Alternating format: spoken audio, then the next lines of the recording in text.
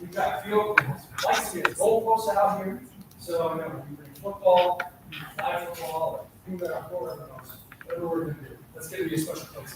So the community has invested in you, your parents have invested in you, your teachers, up until this point, have poured everything for you to get here, right? My question is, what are you gonna do in the next 4 years? Right? I hope that you show up on September 6th, and you are absolutely clear-minded, focused, and willing to make mistakes, because that's how you grow, right? If you come in here thinking, oh boy, I hope I don't screw up, that's the wrong mindset. I hope you screw up. I hope you screw up all the time, every day, because you're pushing yourself to get better. I make mistakes all the time, right? It is because I'm just not satisfied with where I'm at, I know I can get better. So, but you have to get out of your comfort zone and evolve. So I'm gonna stop talking.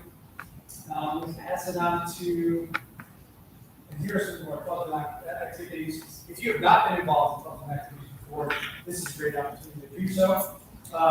Mr. Russo is Club at School, as well as Mr. Yapel, potentially is new drone. So he got a drone with pictures of flying all over the place. So let me, I'll obviously set up and talk for a few hours about your future. I'm going to move it on. Mr. Glover, talk about some nuts and bolts. Thanks. Well, just to kind of segue a little bit, first of all, hello, my name is Evan Glover. I'm the new assistant principal here. I'm really excited to be here. First year assistant principal, Mr. Moore's talking about constantly growing, right? And struggling, and you're going to mess up, right? First year assistant principal, guess what? I'm going to probably mess up. But I'm not looking at it as like I screwed up, right? When I mess up, I'm saying to myself, how can I do differently next time? If I don't ask myself how can I do this differently next time, then what's going to happen when I go to do it again? Same thing, right? And so when he says you can only grow by messing up, he's right. So it's all about your mindset. It's about how you're looking at that. You can't look at it as a mess up, right? Look at it as an opportunity to do better, do things differently. So teaching English for 16 years, I kind of got really good at teaching English. I taught English to 10th graders, to seniors, 7th grade, I taught a lot of 7th grade, and I kind of realized, not that I couldn't get better at it, because I feel like we always get better, but I needed something different to get better at it. So that's kind of why I decided to go this route, and I'm really honored and happy to be here with you guys. And I hope I don't see you in my office for anything other than like good reasons. But if I do happen to see you in my office for some reason, what I just told you guys about getting better, I stand by that. If and when something happens, it's an opportunity to do it differently next time. And if we don't do it differently next time, then what's the point? So, I do have to talk to you guys about a couple of these things behind the behavior. And when assistant principal says you're going to talk about behavior, you immediately think in the back of your head, oh my gosh, all the rules, like all the things that I can possibly mess up or do wrong, and things I'm not supposed to do, right? That's probably where some of our minds race to. Again, reframe. We have these three elements behind me, the CEHS student PBIS behavior matrix. It's kind of a mouthful, but those three behaviors are the things that you should be doing. That's what we want to think about. What should I be doing? Because as long as you do those three things behind me, be respectful, be responsible, be a learner, you're doing the right thing. That's the way you really want to think about it. So, of course, we are going to be handing you guys out hard copies of the code of conduct on day one. And it's going to outline all the things that you shouldn't do, right? And the repercussions for doing those things. But we don't expect that you're going to stand there and sit there and read the whole thing and memorize all the rules, all the little things you're not supposed to do. It's simple. Be respectful, be responsible, be learner. Right? As long as you're doing those things, you're doing it right. And if the time comes that you mess up, you better the next time, that's all. So we are going to be having school-wide challenges throughout the year. I know this is something Mr. Moore did last year. We're going to build on it this year. What are school-wide challenges? Well, maybe you heard a little bit about it when you were in middle school yesterday, but big school-wide events, games, things like that to kind of underscore some of these, three positive elements that we're trying to, ingrain in you guys. Yeah, and just different special events throughout the year. So this is something that you guys really have to look forward to. I know we're all excited about it. There's some other things that we're planning right now, some pretty exciting changes that we're hoping to bring. I know I'm being a little vague, not really being very specific as far as what that means, but I'm going to leave you guys with a little bit of excitement as far as what those things are, because I think it's going to be pretty awesome. So more on that later. Yeah.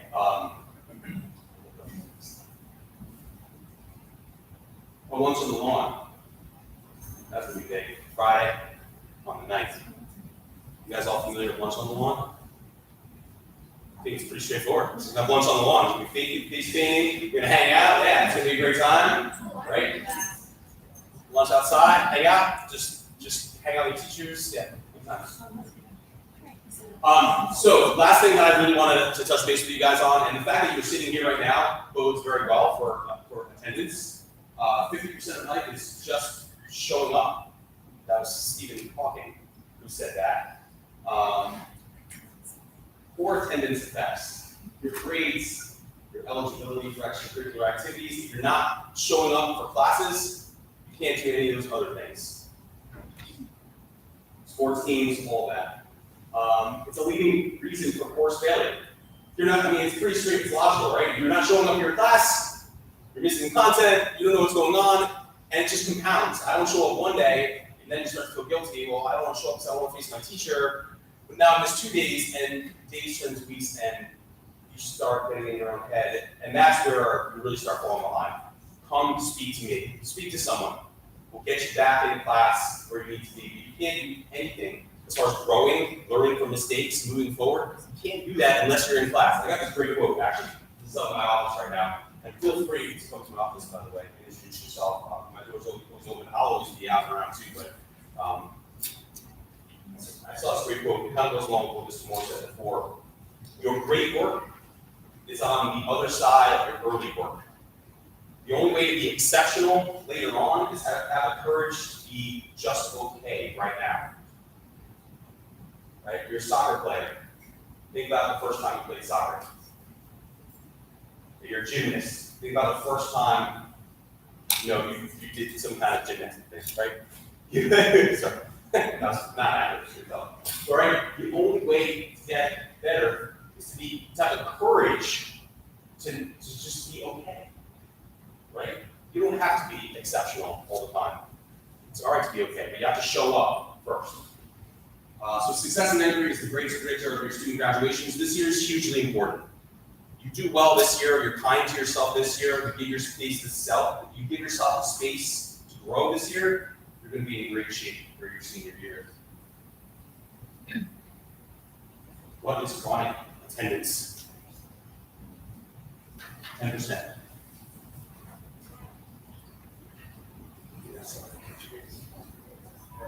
Yeah, that's just 2 days, right? So you need to show up every day. That's the point. And we get things happen. Coming out of the pandemic, there are a lot of reasonable reasons why people weren't in school. Man, that sucks for all of us, right? We understand that things happen, but you gotta show up. You gotta be real. Okay, so want to pass this off now to our new guidance counselor, Ms. Stan. Really great to meet you guys.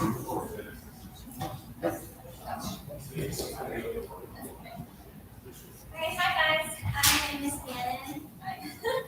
I am the new high school counselor. I am the first one to come at AUL.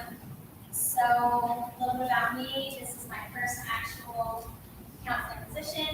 Last year I went to school as a teacher's aide and during my internship. I'm coaching modified soccer this year and first last year at other schools. Very excited to know you guys. So a little bit about academics. To graduate, you need 22 credits. Typically, it's 5.5 to 7.5 credits per year. Typical freshman schedule is usually filled with your 4 classes: your English, your global, your math, foreign language, and a global. And then you guys get electives throughout PE, just focused on this. You will have to take in your high school career a health class, typically later on. But that's not one that we forget about, to be in where you guys get the flexibility is with your electives. So what we've been working on is your schedules. You might be able to get them today. So if you guys are super into art, then you in an art class that suits your kids. If you're into chorus and band, you try to get those, but it's really based on what you need in your schedule. You need extra supports like AMS or math lab. We'll have to see what fits in your schedule and what the work is. But like I said, we have our talks today, so we'll hopefully get those to you guys. For easier to I'm going to jump in. I'm Mr. Darker. I'm the last half of the alphabet. In certain cases, I may have a family connection, as would Miss Gannon. For those parents or kids who I may have been responsible for, welcome in a different capacity. The reason I jumped in is I have not told Miss Gannon completely what an agile period looks like. We went over briefly. Maybe, hey, I want to take studio art versus intro to engineering and design. Class to class, you probably won't have to have a parent signature, okay? In the first couple of days of school. After about the 4th or the 5th day of school, you'll have an agile form. You'll have to have both teachers sign it. You have to have a parent sign it. And you'll have to bring it back for us for approval. And then one of the principals will sign it for you also. If you happen to change a level, say you're in honors and you feel overwhelmed, what I will tell you right now is what we want you to do is have one of your parents contact your teacher first, okay? And then us. And then we'll talk about that and figure out what is the best course of action for you. Typically, there's open agile period within the first 2 weeks of school, give or take. There is some specific cases where we would allow that to extend out.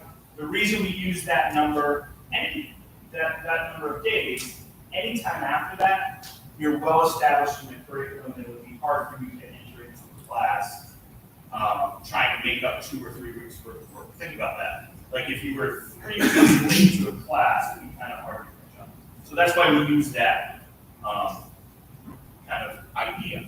So, and in looking at this, it's our role. Miss Gannon actually had in her hand.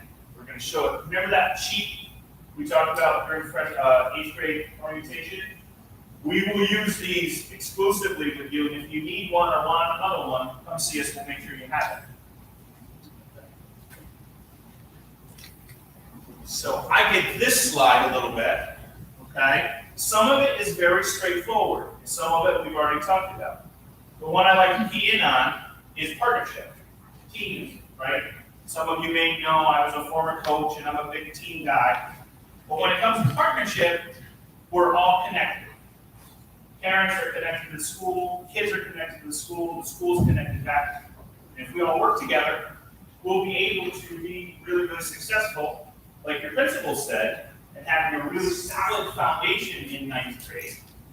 Like Ms. Gannon said, earning between 5.5 and 7.5 credits to establish that really, really solid foundation. Get involved, stay involved. What that means to me, to you, as your school counselor, where you find who you are. It could be with art. It could be with sports.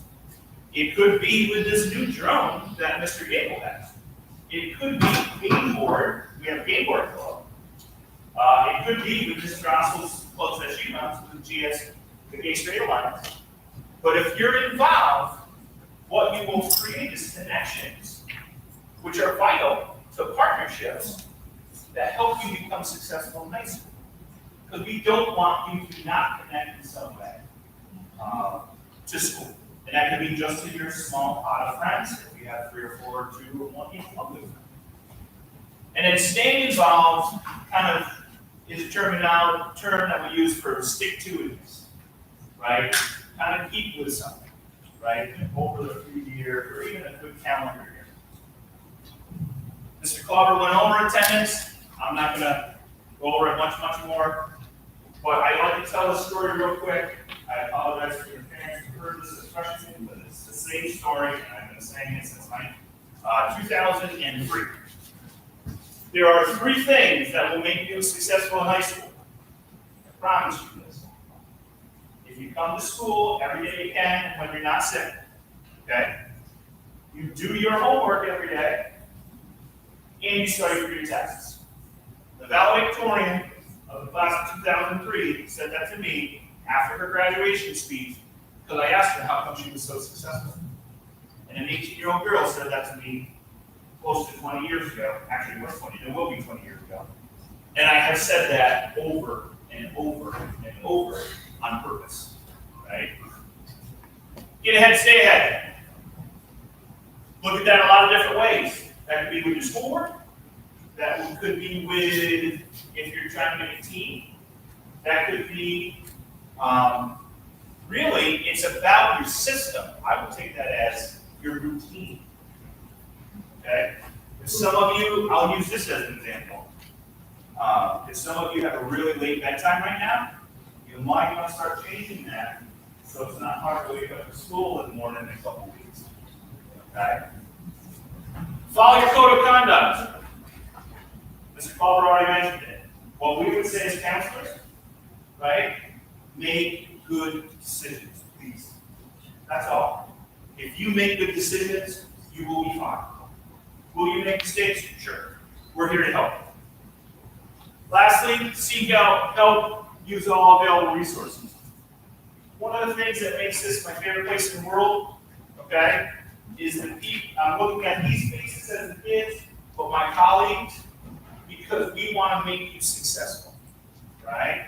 And with that, we've tried to create some resources or made it so that it's easier to be a student in high school. Because we know it's not, right? It's really, really hard. Some days it's great, other days not so much. But the resources we have, you can go to our office, through the main office, through the support staff, with our social worker, Ms. Drossel, our school psychologist, Ms. Working, and everybody else connected on the team. So we're excited to have you, right? I mean, I'm looking at a lot of faces that I already know, which is super cool. But welcome to class of 2026.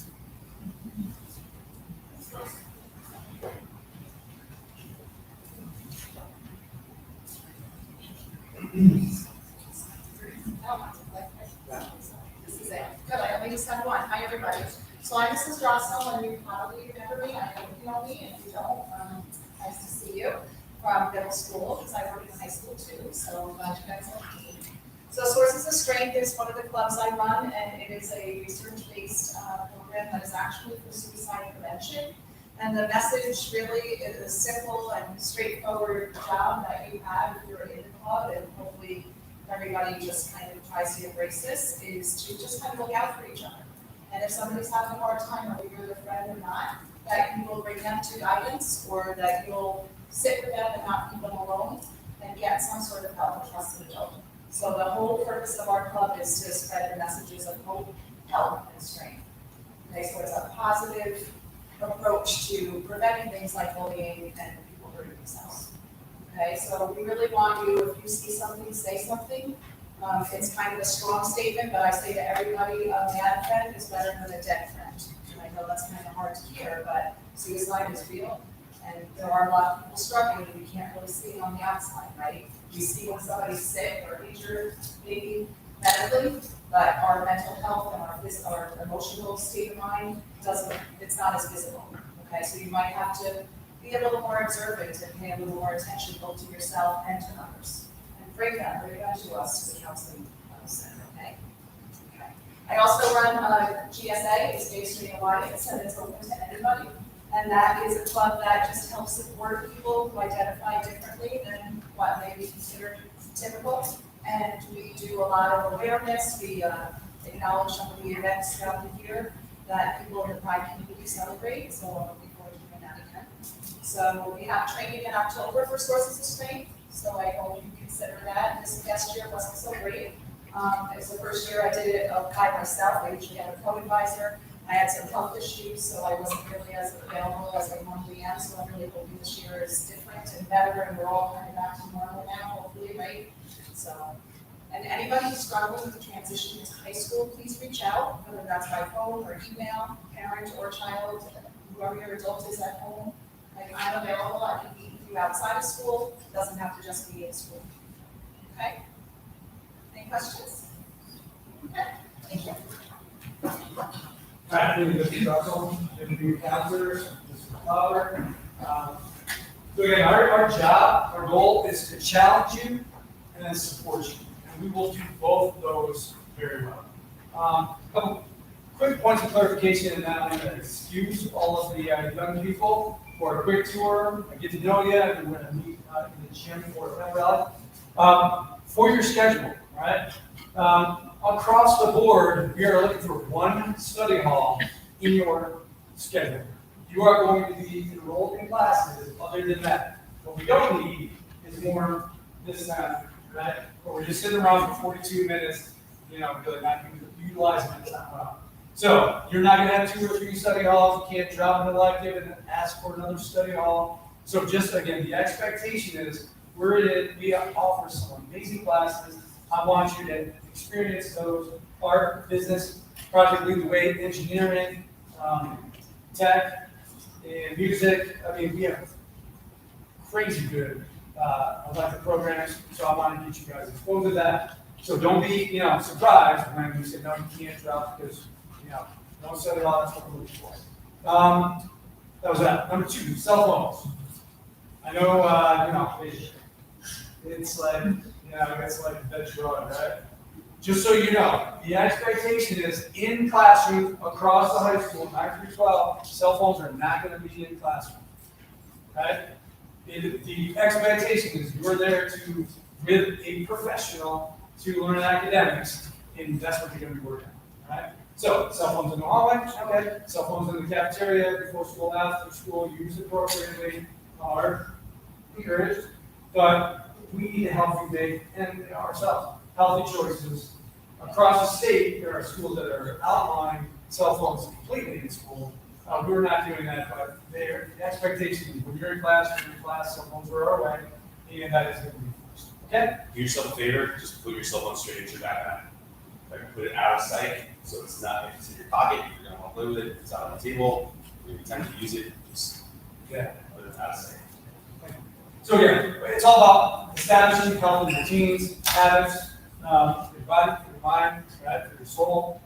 And it's going to be a great year. Very, very exciting. Now, with that said, we have 4 groups, right? So you should have been assigned, this would be, please just wave your hand quick. So again, our new high school secretary, she is assigned you each to one of 4 groups. Do we have our 4 student leaders? They're in the hallway. All right, so anybody who's in group 1, if you guys will make your way out, you can find your student council leader. You can give a quick tour. You guys have to do it.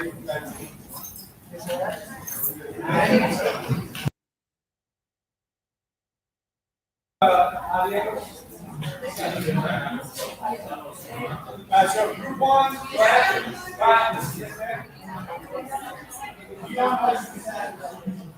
All right, group 2, go ahead. You guys can find your student leader. You good? All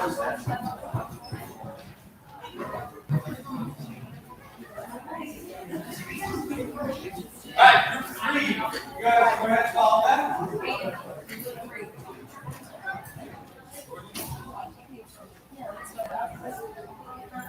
And then group 4, if you guys go ahead and follow that. And we're inside the group, talk to you quicker than you can.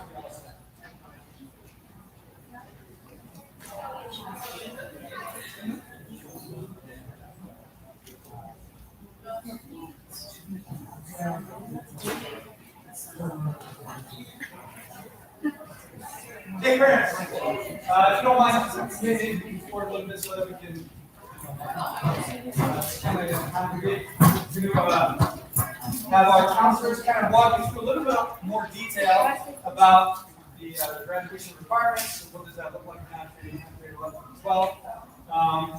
Again, pathways, if you don't really fully take advantage of all the pathways that are required for New York State graduation, most of our students, go through a language, second language pathway, but you can also, and I'll let them talk more about it, you can get a business specification, or tech, or art, or music as your pathway, in addition to your other requirements. So we just want to kind of highlight some of those, and talk about those really straightforward expectations of no cell phones in the classrooms, and we're going to be, populating your student schedule with classes. We go back in, we support classes if needed. Honestly, our philosophy is, I want your child in the class is going to produce productive struggle, right? So we're going to challenge themselves but not be overwhelmed. That's really going to go the most. And, so maybe down the road, EP level, maybe it's first star, maybe it's honors, maybe it's regents. Yeah. So all of our kids are different. They have different strengths, different abilities, different struggles, and them. So turn this over and help you guys. Sure. And get the one. Folks, Luciana and I are going to share this slide. In essence, it will be more or less a kind of a review or recap of the 8th grade orientation. We can hit loss really quick, really fast with what we will partner with you and make your life easy. Meaning, we're going to give you the overview of what a Regents diploma is, what an advanced Regents diploma is. We'll talk to you about course selection. We're going to actually try some different stuff, got some different ideas. We're going to resurrect some stuff from our past that we hope will be helpful. But the big message that we have, if you have a question, please contact us. Right? We're always available. We try to do things so that it makes it user-friendly for you, so that you're informed. Or if you hear something really, really interesting, I'll say it that way, from your child, you can go, something doesn't sound right. Let me call Mr. Carter, let me call Ms. Candy, so we'll check it out. And the bottom line is, it goes back to what we were talking about earlier. If they have a solid foundation, some of your kids already do, they're in an advanced program, they're going to be fine. They're going to end up with about 30, anywhere between 28 and 30 credits. Most of them is 22. But I'll let Ms. Candy talk a little bit about Regents diploma. You guys can ask questions while we're talking. Yeah, feel free to ask any questions. I think that one is starting the sheet to make sure that your kids are ready for graduation. Every year they have to take English class. Every year they have to do a social studies class. They are required to take at least 3 math credits and at least 3 science credits. Which pathway they are choosing to go down. For a Regents diploma, you need to take 4 + 1 Regents. So one of those is a math piece, algebra. Another is social studies, so like Local 10. Science Regents, environment, and earth science, and ELA, which is the 11th grade. And then plus 1 more. So then there's US history, Latin, and then Yeah, it would be second half. second math, second science. It could be first one. Yeah. And we'll get to that in a second. Right. Go to that about the field. For this year only, and this is where we come in, okay? But I would be remiss if I don't explain this to you right now. I'm sitting in front of 15 each of you, and I want to make sure you have this information. We can talk to other people. There's basically what we're calling a COVID appeal for Regents for this year's testing cycle, so in January and June. If your child passes a class but scores between 50 and 64, your state board will administer and fill out, and that would be considered a passing Regent score in that class. Okay? Now, and I'm just funny, I watched the faces right now, but 65, right? How we grew up and what's going on. That's where we come in. Okay? I have a Last year's first cycle, I had a staff in my office, I had to go through a set of series of signature and successes from other people. But I would contact you, like, and say, hey, I got this score. You can have it on your task, like in August, which I would recommend. We have a lot of people do that. But they can't take that score away from you. Okay? Our goal is always 65 or better, and in certain cases, 55 counts. And now I just explained the third reason why go 50 counts in particular cases. There's, I want to say 14 or 15 different ways to get through a lot of this testing information. So that's where we're going to come in. And if after the first few cycles of the test, like say 9th grade and 10th grade, you're a little nervous, we'll sit down and we'll talk, okay? So that you're aware. John, you can go this way, or this way, or this way, or this way. There's a lot of that. Course selection, we'll go right to that. Typically in February, late January, early February, we'll do, we do an 8th grade orientation. You guys are invited to that. What we'll do for the upper class is, what we're planning on doing is we're going to do a general presentation in English classes where we're going to talk about parameters of course selection. Each and every one of you are invited to the second part of that. You want it to be part of a scheduling meeting, or in this case, time of the We're going to sit down individually with your child and just talk about what we talked about previously.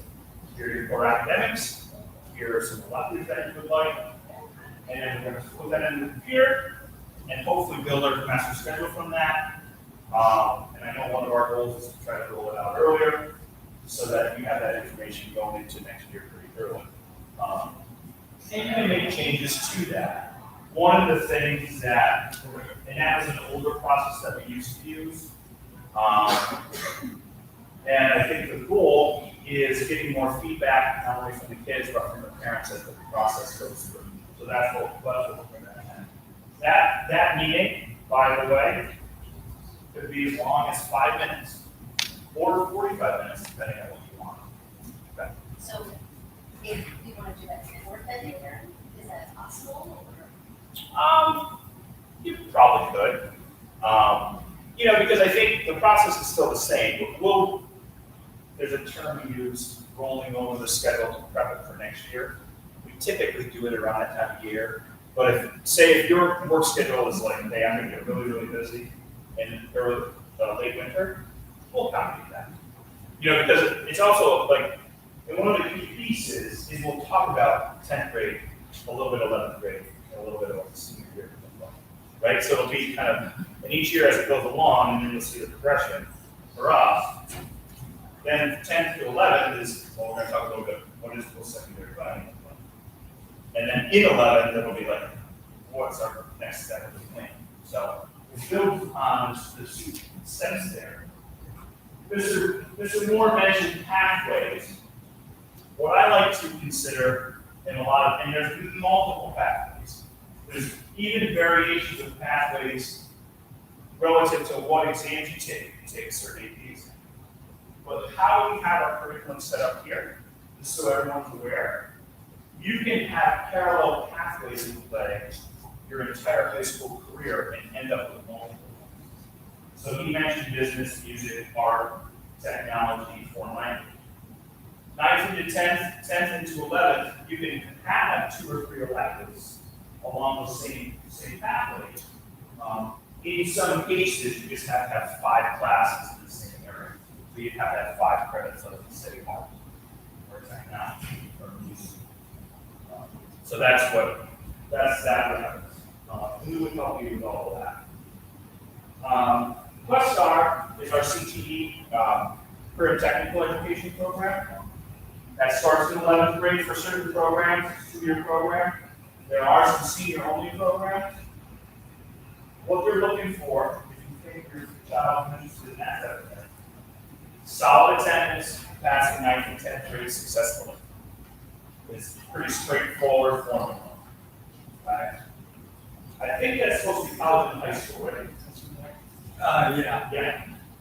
So that's an acronym for, we have a very robust offering of college and high school courses through Columbia Freedom. I want to say it's around either 12 or 14 classes total. There's art classes, there's business classes, there's English classes, social studies classes. As an example for English, you can end up with 12 college credits in English by the time you're a senior. Depending on what path you're on, they can start as early as 11th grade, and sometimes even 10th grade, depending on what course. Now, to know, you don't have to have the high status to be in that course. If you have the ability to do the job that's a little bit of studying, and is 80 or better in a respective subject area. So if they want to try out, they want to try the social studies area, so it would be, say, college US history. 9th and 10th grade in global history, they want to see an 80 or better. Right? AP. Some of your kids have started that process this year, AP World History. Any child is eligible for an AP coursework. We offer 12 courses, I also believe, in AP coursework. The earliest is AP World 1 and AP World 2 in 9th and 10th grade. After that, there are those multiple offerings. Higher rigor of reading, higher rigor of writing required, but do I think kids have the ability to do that at any level? Absolutely. Okay. And lastly, in this slide, New Visions is a senior program, a competitive program within our Bozeman region. Typically, programs have 10 to 15 spots for the 3 counties, Columbia, Greene, and Rensselaer counties. So you're competing against multiple kids. It's a competitive application, you write an essay. They're in various programs. There's one in scientific world health and research. We've sent a couple kids to that. Medical. That seems to be one of the more popular ones. Theater. I would say theater and performing arts is the better STEM through RPI. Okay? So if your kids have aspirations for that, by all means, we can do a little research on that. And you can even start it early as far as what coursework they're looking at. But certain programs require certain types of math and science credit. One of the other things I didn't mention here, and or even didn't see, but I want to mention again, we as a community have been able to maintain some robust coursework to fit the needs of every child. Like I just mentioned, kind of across the continuum, a lot of upper level work and then Quest Stars as far as career technical education, where you can get college credits. But I will speak out and speak kindly of if someone wants to go to an art program or an art college or pursue an art. One of the more competitive and compelling degrees right now is in digital media. Right? We sent a couple of kids last year to those programs. So, but again, if that's your kid and you know them, we'll set them up for that. The same with business. And our private leeway technology courses, right? We've sent quite a few, and I was going to know this here to talk a little bit more about it, of our kids to upper level programming, what's called tech, RPI, RIT, and they're engineers and making many jobs. I don't want to say that. Any general questions? Put everybody to sleep, that's good. It's usually my purpose now, if I keep everybody awake. Jumping back quickly to the advanced use diploma, it ends up being about 9 exams that your child will take to get that advanced diploma. Where it would be 2 science, 1 of which is living environment, 3 math, algebra, geometry, algebra 2, depending on what pathway, 4 languages 1, or 5 unit sequences, and then what this again I talked about as far as the other 5 that are required for graduation. And we aspire, every kid in the room is able to get an advanced diploma, as far as that is concerned. You know, it just kind of depends on how things lay out.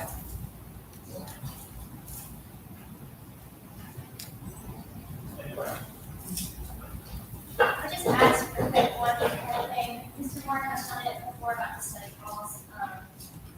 Just from a counselor perspective and looking at the sheet a lot with the upper classes so far, it's good for our young freshmen to get as many classes under their belt as they can when they first get here. Sorry. It just sets them up for an easier, I won't say easier, but down the road, they won't be trying to jam in that art person credit as a senior when they are already taking college English or, college. But limiting study halls as much as we can will help them credit-wise and getting all the classes that they would want to get throughout their entire year. That's the thing possible. And sometimes it's inevitable, like opposite of gym class, we don't have 40-minute class, they'll have to study all here and there. Or say they take a half-year elective, but there's no other elective for them to take the second half of the year. They might end up with a little bit of social time. It's just what we leverage and they do with that time.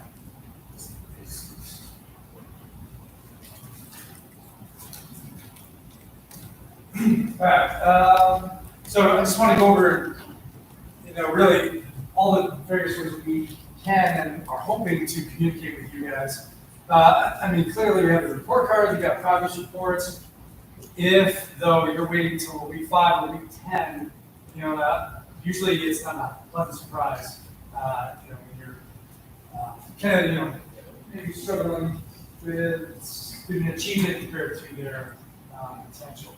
So, honestly, you guys should be hounding your kids every day about their homework, about what they're learning. I'm a typical, I suppose, principal dad, but I'm always like, what great questions did you ask in class? What are you struggling with? What do you do well? What classes do you like?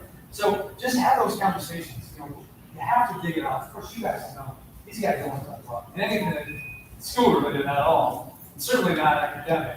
But once you get them talking a little bit more, I think it reinforces your values.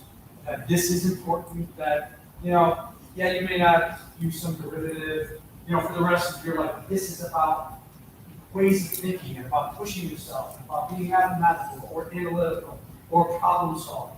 And if we want our kids to be problem solvers, which God knows our world needs right now, right? They've got to literally be pushing themselves and solving problems. And sometimes those problems are their own, sometimes, they're math problems, they're science problems. So, have those conversations as much as you possibly can. Please email teachers, call them, show up for open house. All of them, I've yet to meet a teacher, in our high school that is not more than willing to communicate with families that are curious about the student progress. Look, if you communicate, send out emails or phone calls, in September, in October, in November, you get the first report card, the progress report, things are really going well, you can kind of back off a little bit and let the kid, because at the end of 4 years, what are we really pushing for? We're really pushing for our kids to be independent learners. But right now we're at the beginning portion of that, so they need help. They need help with habits, they need help with structure, they need help with communication. Most of my communication is really trying to pep talk my daughter into speaking to her English or social studies teacher because, they're nervous, or they're math teacher, or, they're struggling, but they don't ever want to ask questions. Having, giving them the permission and the ability to kind of break out that shell and be like that, that's an important part of your job as a parent and us as educators. Go ahead.